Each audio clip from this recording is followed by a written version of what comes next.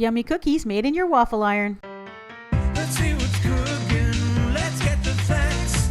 Let's see what's cooking. It's time for yoyomax12.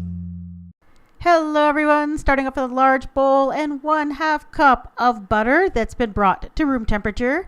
Add a 1/2 cup of white granulated sugar and cream these two things together until they are light and fluffy.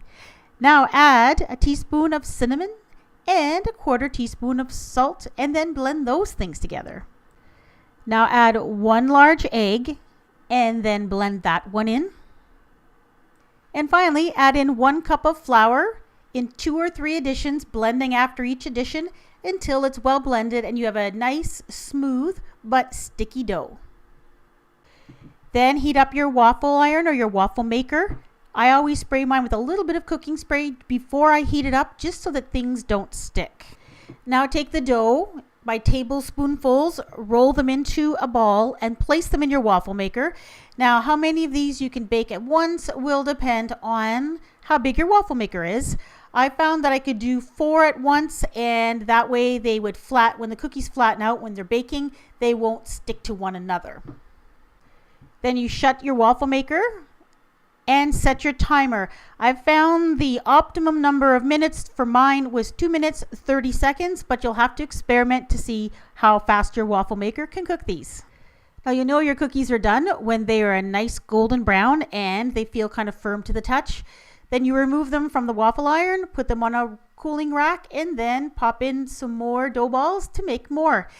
Now you can only make 4 or so at a time, but even then it takes you about 10 minutes to cook about 1.5 dozen or so, which is what this recipe makes. So not that much longer than if you were to put them on a cookie sheet and bake them in the oven. Once your cookies are cool, you can glaze them. Now this glaze is really, really good and makes these cookies amazing. So I recommend that you make it. That is a 1/2 cup of powdered sugar, also called icing sugar. I'm adding 1/8 teaspoon of salt. I'm using Himalayan pink salt. That's why it has kind of a funny color. And enough maple syrup so that when you stir it, you get a glaze consistency. So I started off with about a 1/2 of that 1/3 cup measure, about a 1/6 of a cup, I guess. And then I added just little bits more until it got to the thickness that I wanted. Now all you have to do is take your cookies, dip one side of the cookie into the glaze, let the excess drip off, and then just put them on a plate or even back on that cooling rack with a piece of wax paper underneath.